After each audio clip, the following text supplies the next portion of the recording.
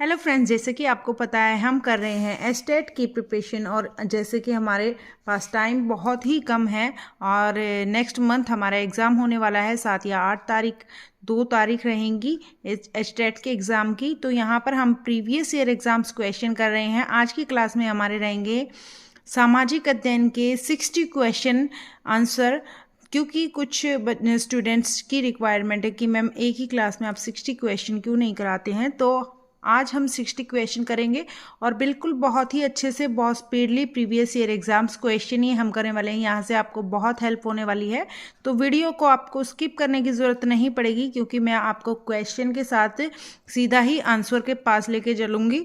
यहाँ पर हम चारों ऑप्शन नहीं पढ़ेंगे, बस केवल आंसर पढ़ेंगे।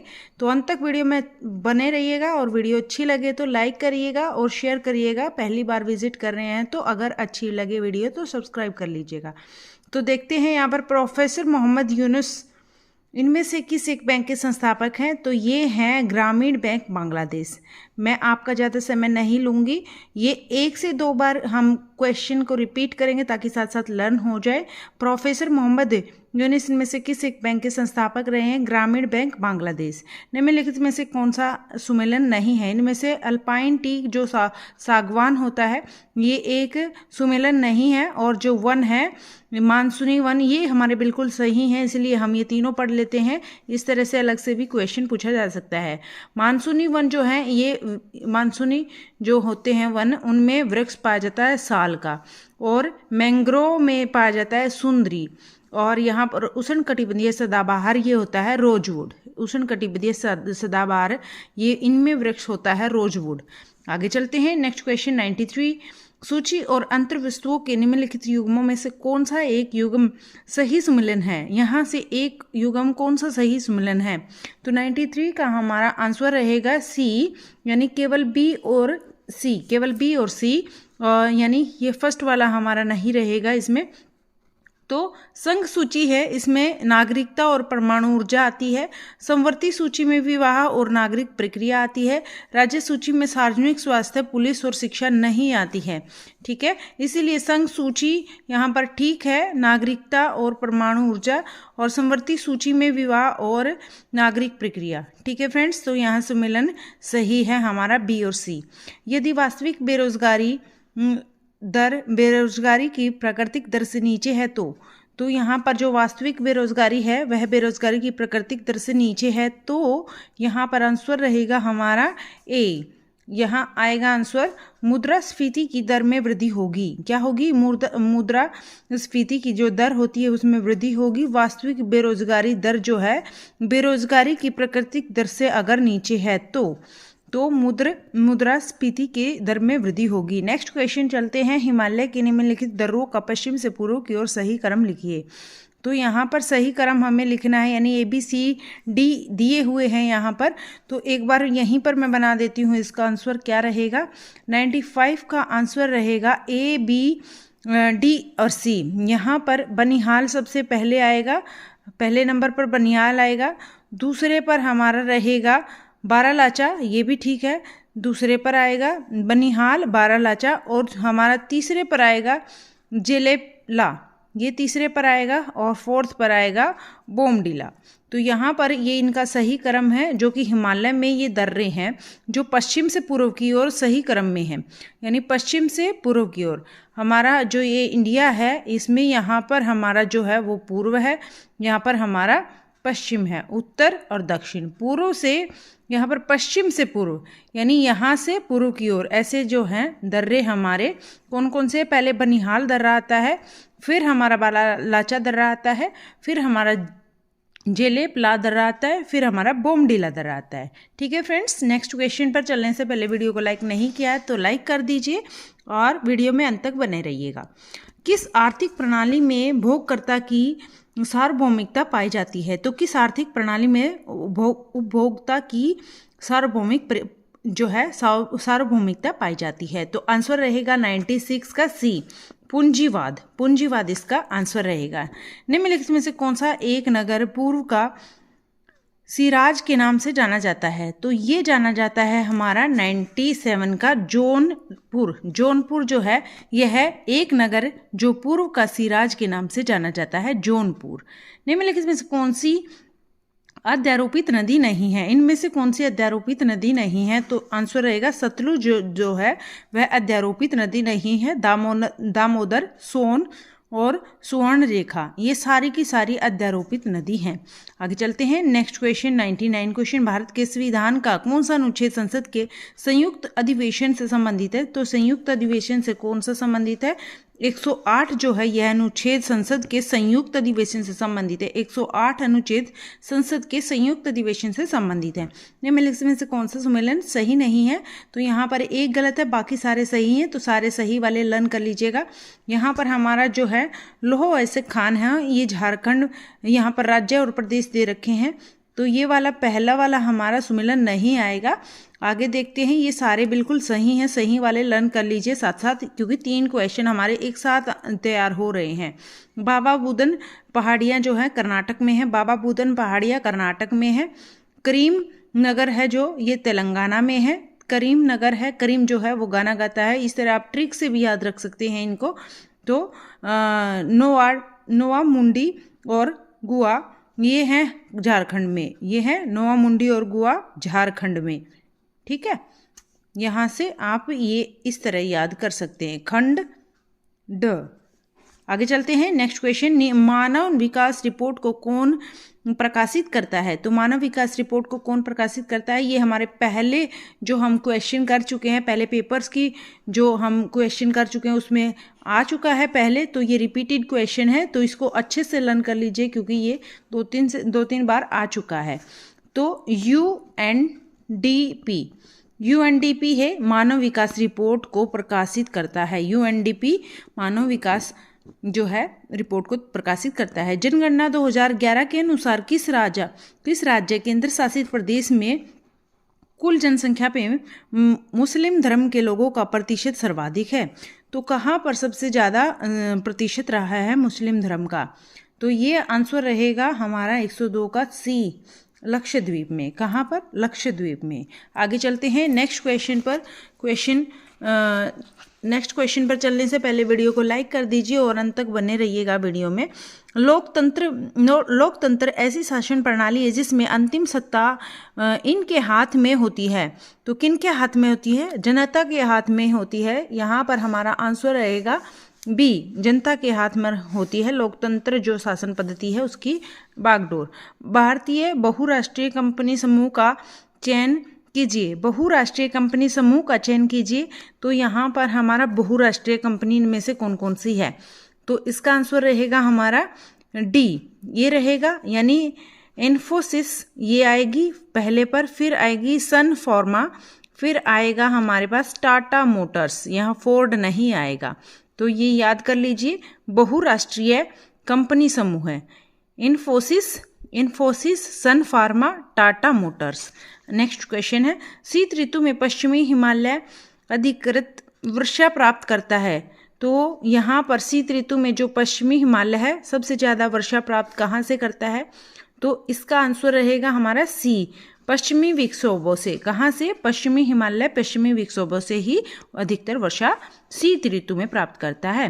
तारकुंडे सम्मिलित समिति 1975 का संबंध था। तारकुंडे समिति 1975 का संबंध किससे था? इसका आंसर रहेगा निर्वाचन सुधारों से। किससे? निर्वाचन सुधारों से संबंधित था। आर्थिक कृषि से नहीं था, निर्वाचन सुधारों से संबंधित था। फ्रांस की क्रांति की निम्नलिखित घटनाओं को काल क्रमानुसार व्यवस्थित कीजिए। यहाँ पर हमारी फ्रांस की जो क्रांति है उसका सही विकल्प हमें देखना है, इनमें से कौन कैसे हमारे ये सही रहेंगे। तो इसका आंसर रहेगा हमारा सी रहेगा, यानी राष्ट्रीय असेंबली का गठन हुआ था सबसे पहले, फिर आया था बास्तिल का पतन फिर हुआ था हमारा मानव के अधिकारों की घोषणा हो गई थी, फिर फ्रांसीसी गणराज्य का गठन हो गया था। तो सबसे पहले क्या हुआ था? इनमें हुआ था राष्ट्रीय असेंबली का गठन हुआ था, असेंबली बनी थी। फिर उसके बाद क्या हुआ था? बास्तिल का पतन हुआ था, और यहाँ पर फिर उसके बाद हुआ था मानवाधिकारों की घोषणा कर दी गई थी और फिर जो गणराज्य है उसका गठन हो गया था फ्रांसीसी गणराज्य का। हम फ्रांस की क्रांति पर हम क्वेश्चन अलग से वीडियो कर चुके हैं, तो आप देख लीजिए अगर आपको वो वीडियो देखनी है तो। कांग्रेस के किस अधिवेशन में पूर्ण स्वराज्य की मांग को औपचारिक रूप से मान लिया गया है? तो यहाँ पर जो कांग्रेस है, किस अधिवेशन, कौन सा अधिवेशन ऐसा है जिसमें पूर्ण स्वराज्य की जो मांग है उसको औपचारिक रूप से मान लिया गया है? तो इसका आंसर रहेगा हमारा लाहौर 1929।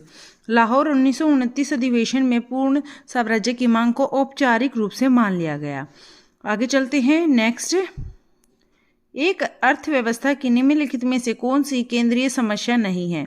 इनमें से एक अर्थव्यवस्था की कौन सी केंद्रीय समस्या इनमें से नहीं है? तो इसका आंसर रहेगा कहाँ उत्पादन किया जाए। ये एक समस्या नहीं है। सबसे पहले क्या उत्पादन किया जाए, कैसे उत्पादन किया जाए, किसके लिए उत्पादन किया जाए, ये सारी समस्याएं हैं। लेकिन कहाँ उत्पादन किया जाए, क्योंकि उत्पादन के लिए पहले से ही जगह निर्धारित होती है। भारत में मौद्रिक नीति बनाई जाती है। भारत में मौद्रिक नीति किसके द्वारा बनाई जाती है? यहाँ पर रहेगा भारतीय रिजर्व बैंक द्वारा। भारत में मौद्रिक नीति बनाई जाती है, बहुत इंपॉर्टेंट है ये, भारतीय रिजर्व बैंक के द्वारा। आगे चलते हैं। शक्तियों का पृथक्करण, जो शक्तियां हैं उसको जो अलग करना सिद्धांत किसने प्रस्तुत किया? तो किसने प्रस्तुत किया? यहाँ पर आंसर रहेगा हमारा बी, मॉन्टेस्क्यू ने शक्तियों का पृथक्करण सिद्धांत प्रस्तुत किया। इंपॉर्टेंट, बहुत बहुत इंपॉर्टेंट है। आगे चलते हैं नेक्स्ट क्वेश्चन पर। नेक्स्ट हमारा निम्नलिखित में से कौन से संघीय शासन प्रणाली के लक्षण हैं? तो संघीय शासन प्रणाली के लक्षण शक्तियों का विभाजन, संविधान की सर्वोच्चता, लचीला संविधान, स्वतंत्र न्यायपालिका। यहाँ पर क्या विकल्प सही है? तो इसका आंसर रहेगा हमारा 1, 2 और 4। यहाँ पर लचीला संविधान नहीं आएगा, बाकी शक्तियों का विभाजन भी है, संविधान की सर्वोच्चता भी है, स्वतंत्र न्यायपालिका भी है, लचीला संविधान नहीं आएगा। आगे चलते हैं नेक्स्ट क्वेश्चन पर। क्षेत्रीय ग्रामीण बैंक प्रयोजित है। क्षेत्रीय ग्रामीण बैंक प्रयोजित है राज्य सरकार द्वारा, भारत सरकार द्वारा। तो क्या इसका आंसर रहेगा? सीधा आंसर पर चलते हैं। राष्ट्रीयकृत वाणिज्यिक बैंक के द्वारा क्षेत्रीय ग्रामीण बैंक जो है प्रायोजित है राष्ट्रीयकृत वाणिज्य बैंक के द्वारा। मुद्रास्फीति की अवधि के दौरान कर की दर होनी चाहिए। तो कैसी होनी चाहिए कर की दर? ये आंसर रहेगा बढ़ती हुई। मुद्रास्फीति की अवधि के दौरान कर की दर है बढ़ती हुई होनी चाहिए। नाबार्ड का अर्थ क्या है? बहुत इंपॉर्टेंट क्वेश्चन है नाबार्ड वाला। यहाँ पर नाबार्ड का अर्थ क्या है? तो इसकी हमें फुल फॉर्म देखनी है। इसका है national bank for agriculture and rural development. National bank for agriculture, national bank है किसके लिए? एग्रीकल्चर, खेती के लिए, एंड रूरल डेवलपमेंट यानी गांव के विकास के लिए। तो ये ही इसकी फुल फॉर्म बहुत इंपॉर्टेंट है। निम्नलिखित में से चक्रीय बेरोजगारी का मुख्य कारण कौन सा है? चक्रीय बेरोजगारी का मुख्य कारण कौन सा है इनमें से? मैं सीधा आंसर पर लेकर चलती हूँ आपको। ये होएगा वस्तुओं और सेवाओं की मांग में एक समान कमी। वस्तु भी नहीं हो और सेवा भी नहीं हो, एक जैसी कमी आ जाना, ये होती है चक्रीय बेरोजगारी। कौन से किस अनुभाग में सवैतनिक अवकाश का प्रावधान है? सवैतनिक अवकाश का प्रावधान यानी वेतन के साथ अवकाश, ये कहाँ किस अनुभाग में है? तो ये रहेगा आंसर संगठित जो क्षेत्र होते हैं उनमें सवेतन अवकाश का प्रावधान है। विश्व व्यापार संगठन WTO मूल रूप से बढ़ावा देता है, किस चीज को बढ़ावा देता है? आंसर है बहुपक्षीय व्यापार को बढ़ावा देता है।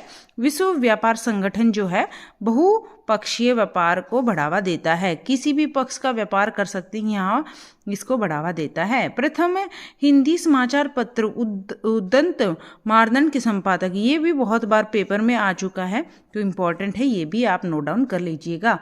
यहाँ पर आंसर रहेगा जुगल किशोर शुक्ल, ये रहेगा आंसर जुगल किशोर शुक्ल। ये हैं प्रथम हिंदी समाचार पत्र, कौन से? हिंदी समाचार पत्र उदंत मारदंड के संपादक जुगल किशोर शुक्ल। भारत में नया उपभोक्ता संरक्षण अधिनियम कब लागू हुआ? नया उपभोक्ता संरक्षण अधिनियम कब लागू हुआ भारत में? ये आंसर रहेगा हमारा बी, क्या रहेगा? 2020 में नया उपभोक्ता संरक्षण अधिनियम लागू हुआ। निम्नलिखित में से कौन सा लेनिन के अप्रैल थीसिस का भाग नहीं था? अप्रैल थीसिस का यहाँ पर कौन सा भाग नहीं था? आंसर रहेगा सभी के लिए मताधिकार इसमें नहीं आता है। युद्ध का अंत था, सभी के लिए मताधिकार इसके अंदर नहीं आता है। वीडियो में अंत तक बने रहिएगा और वीडियो को लाइक कर दीजिए। अगर पहली बार विजिट कर रहे हैं चैनल पर तो चैनल को सब्सक्राइब कर लीजिए। यहाँ पर आपको बहुत ही कम समय में बहुत ही अच्छा मटेरियल जो है एचटेट के लिए पढ़ने को मिलेगा।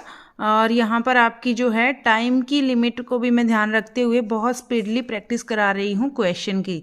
ठीक है, यहाँ पर फिर हम टॉपिक वाइज भी चलेंगे। ये एक बार पेपर सारे कवर कर लेते हैं। उपोषण उच्च वायुदाब से उपध्रुवीय निम्न वायुदाब की ओर दक्षिण पश्चिम से उत्तर पूर्वी दिशा में बहने वाली पवनें कहलाती हैं, तो कौन सी कहलाती हैं? उपोषण उच्च वायुदाब से उपध्रुवीय निम्न वायुदाब की ओर दक्षिण पश्चिम से उत्तर पूर्व दिशा में बहने वाली जो पवनें वह कहलाती हैं, तो क्या कहलाती हैं? इसका आंसर रहेगा पछुआ पवनें।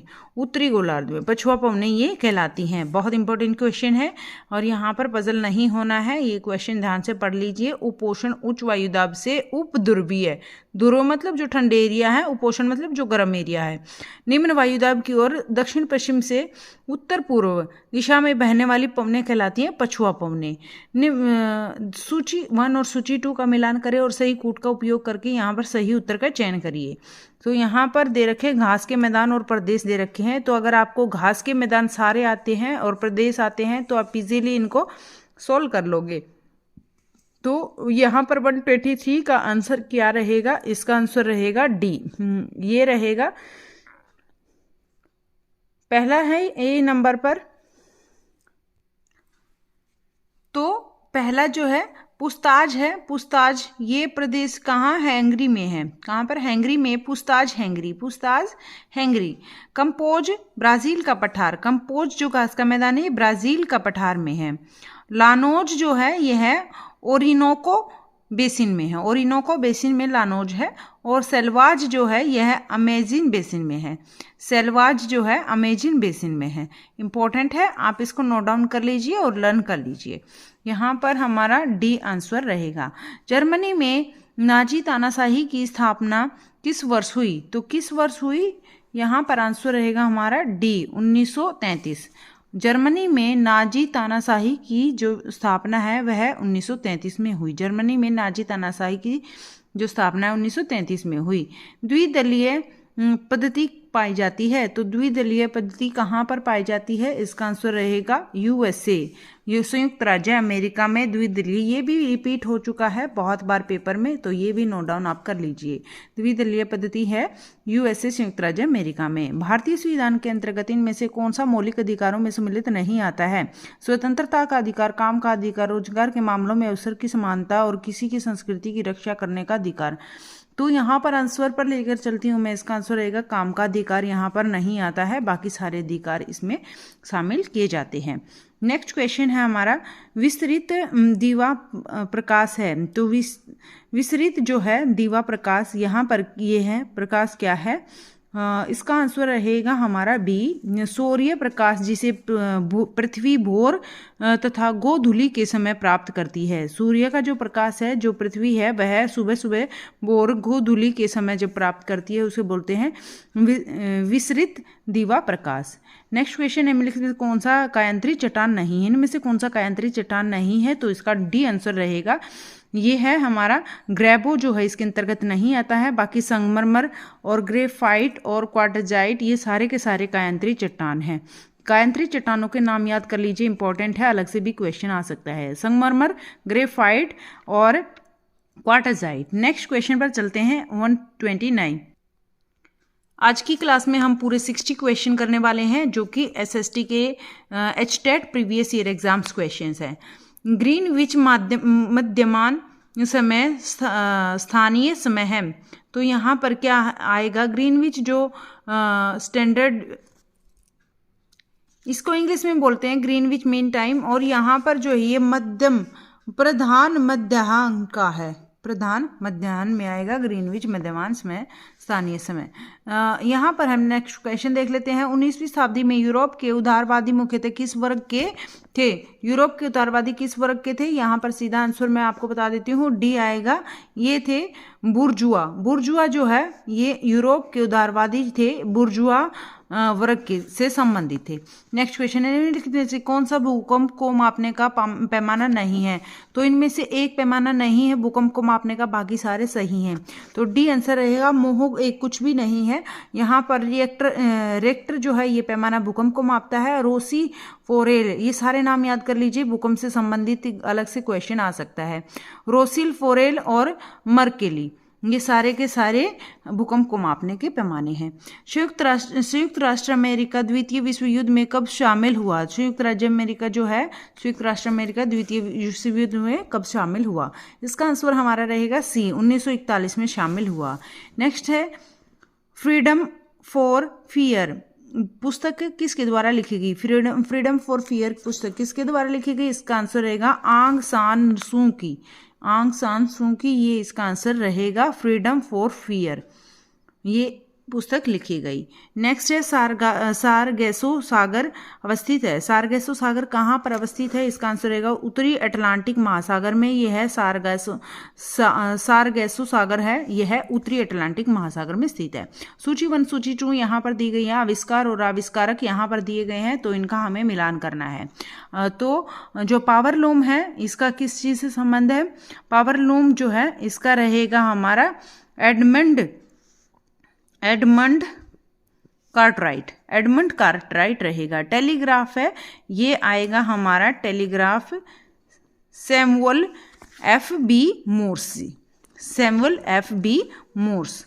यहाँ पर वाटर फ्रेम जो है इसका आएगा, वाटर फ्रेम का रिचर्ड आर्कराइट।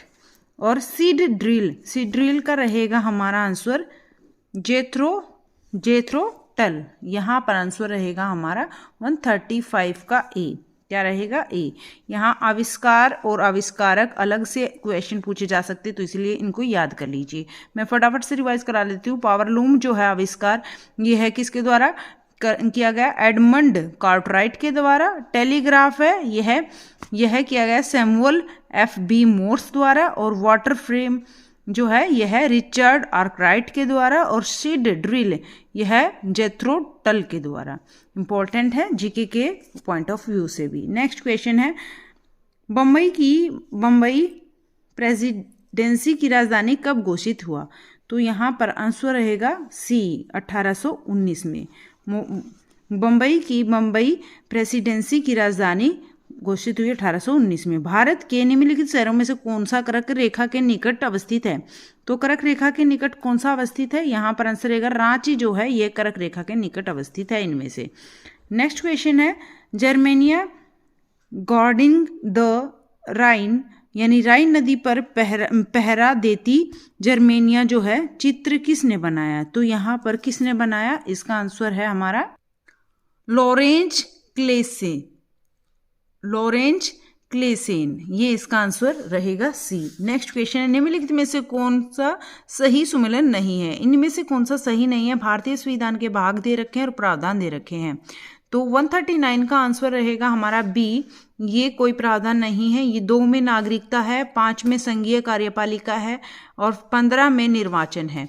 आगे चलते हैं। नेक्स्ट, सूची और अंतर वस्तुओं के निम्नलिखित युग्मों में से कौन सा सही सुमेलन है? यहाँ पर सही सुमेलन कौन सा है? तो देख लेते हैं। 140 का आंसर रहेगा हमारा सी। क्या रहेगा? सी। केवल ए और सी देख लेते हैं। रजनी कोठारी जो है यह कास्ट एंड इंडियन पॉलिटिक्स, इसका रहेगा कास्ट एंड इंडियन पॉलिटिक्स, ये रजनी कोठारी। और श्रीनिवास है caste and modern India and other essays, ये रहेगा आंसर इसका। नेक्स्ट क्वेश्चन पर चलते हैं। सम्राट के दैवीय एवं पूर्ण अधिकार के सिद्धांत का खंडन किया, तो किसने किया? 141 का आंसर रहेगा हमारा जॉन लॉक ने सम्राट के दैवीय तथा पूर्ण अधिकार के सिद्धांत का खंडन किया। नेक्स्ट क्वेश्चन है हमारा सूची 1 और सूची 2। इस तरह की क्वेश्चन बहुत ज़्यादा पूछे जाते हैं, ये टाइम कंज्यूम करते हैं, लेकिन यहाँ पर अगर आपने सही से प्रैक्टिस की हुई है तो इजीली आप इस तरह के क्वेश्चन देख लेंगे, सॉल्व कर लेंगे। राष्ट्रीय लोक दल जो है सूची 1 और सूची 2 यहाँ पर मिलान करना है। तो 142 का क्या आंसर रहेगा? इसका आंसर रहेगा हमारा, अलग अलग मिलान करके देख लेते हैं। राष्ट्रीय लोक दल जो है इसका संबंध है राज्य दल से। राष्ट्रीय लोक दल का संबंध है राज्य दल से। भारतीय जनता पार्टी राष्ट्रीय जनतांत्रिक गठन, राष्ट्रीय जनतांत्रिक गठबंधन। नेक्स्ट है कांग्रेस पार्टी, ये है संयुक्त प्रगतिशील गठबंधन, संयुक्त प्रगतिशील गठबंधन। कम्युनिस्ट पार्टी ऑफ इंडिया मार्क्सवादी, ये है हमारा लेफ्ट फ्रंट, लेफ्ट फ्रंट। आगे चलते हैं नेक्स्ट क्वेश्चन पर। नेक्स्ट है खर्च योग्य व्यक्तिक आय बराबर होती है, तो किसके बराबर होती है? इसका आंसर रहेगा हमारा ए, व्यक्तिक आय माइनस यहाँ पर व्यक्तिक प्रत्यक्ष कर। व्यक्तिक आय और व्यक्तिक प्रत्यक्ष कर ये खर्च योग्य व्यक्तिक आय के बराबर होती हैं। नेक्स्ट क्वेश्चन पर चलते हैं। नेक्स्ट क्वेश्चन हमारा क्या है? निर्वाचन गणन है। ये निर्वाचन गणन क्या है? यहाँ पर आंसर रहेगा हमारा ए, मतदाताओं की संस्था या समूह। मतदाताओं की संस्था या समूह निर्वाचक गण है। इंपॉर्टेंट है बहुत। निर्वाचक गण क्या है? मतदाताओं की संस्था या समूह। नेक्स्ट क्वेश्चन है। नेक्स्ट क्वेश्चन क्या है? अगर वीडियो जरा सी भी आपको अच्छी लगे तो वीडियो को लाइक कर दीजिए और चैनल को सब्सक्राइब कर लीजिए। 19वीं सदी में यूरोप में राष्ट्रवाद में बाधक समझी जाने वाली शक्तियां थी, तो क्या थी शक्तियां? यहाँ पर 145 का आंसर रहेगा हैब्सबर्ग राजशाही और बौद्धिक वर्ग या ओटोमन राजशाही श्रमिक वर्ग। तो यहाँ पर हमारा आंसर रहेगा ए, यानी हैब्सबर्ग राजशाही और ओटोमन राजशाही। ये 19वीं शताब्दी में यूरोप में राष्ट्रवाद में यूरोप में बाधक समझी जाने वाली शक्तियां थी। ये बाध्य थी, यानी ये राष्ट्रवाद में बाधा डाल रही थी दोनों। नेक्स्ट है दो दलीय पद्धति बेहतर है क्योंकि। दो दलीय पद्धति बेहतर है क्योंकि यहाँ पर आंसर रहेगा सी, एक शासन में सहजता के बदलाव लाने को संभव बनाती है। एक शासन में सहजता के बदलाव लाने को संभव बनाती है दो दलीय पद्धति। एक शासन में सहजता के बदलाव लाने को संभव बनाती है। लैंगिक विभाजन से हमारा क्या अभिप्राय है? लैंगिक विभाजन से समाज द्वारा स्त्री और पुरुष को दी गई असमान भूमिकाएं। जो लैंगिक विभाजन है वो क्या है? जो स्त्री है और पुरुष को दोनों को असमान जो भूमिकाएं दी गई हैं। निम्नलिखित घटनाओं का सही कालक्रम चुनिए। तो सही कालक्रम क्या रहेगा? इसका आंसर रहेगा हमारा पहला आएगा लखनऊ समझौता सबसे पहले हुआ था, फिर चंपारण सत्याग्रह हुआ था, उसके बाद खेड़ा सत्याग्रह हुआ था, फिर जलियांवाला बाग त्रासदी हुई थी। तो यहाँ पर बी आंसर हमारा रहेगा। याद रख लीजिए, पहला हमारा क्या हुआ था? पहला लखनऊ समझौता हुआ था, उसके बाद चंपारण सत्याग्रह हुआ था, फिर हमारा खेड़ा सत्याग्रह हुआ था, फिर जलियांवाला बाग त्रासदी हुई थी। नेक्स्ट है हमारा निम्नलिखित प्रारंभिक समाजवादियों में से किसने न्यू हार्मनी नामक सहकारी समुदाय की स्थापना की थी? तो किसने की थी? इसका आंसर रहेगा बी, रॉबर्ट ओवेन ने। निम्नलिखित प्रारंभिक राजवादियों में से किसने न्यू हार्मनी नामक सहकारी समुदाय की स्थापना की? रॉबर्ट ओवेन ने। लास्ट एंड फाइनल आज की क्लास का क्वेश्चन रहेगा हमारा। यहाँ पर हम इस क्वेश्चन को करने से पहले आपका दिल से धन्यवाद जो आप वीडियो में अंत तक बने रहे हैं। और वीडियो अगर अच्छी लगे तो शेयर कर दीजिए, लाइक कर दीजिए और कमेंट कर दीजिए कि आपको क्लास कैसी लगी। 150 क्वेश्चन में से कौन सा सम्मिलित नहीं है? इनमें से आंसर रहेगा हमारा माउंट अंगून, ये जो है ये जापान, यहाँ पर नहीं है। माउंट मेयान बिल्कुल ठीक है, फिलीपींस में, ये याद कर लीजिए, ये ज्वालामुखी है। माउंट मेयान फिलीपींस में है, माउंट मेरापी इंडोनेशिया में, माउंट कोटोपैक्सी ये इक्वाडोर में। ये कोटोपैक्सी वाला रिपीट हो जाता है पेपर में। Thank you so much, bye bye, take care, good night, keep smile. फिर मिलते हैं नेक्स्ट वीडियो में। हंसते रहें, मुस्कुराते रहें, बाय बाय।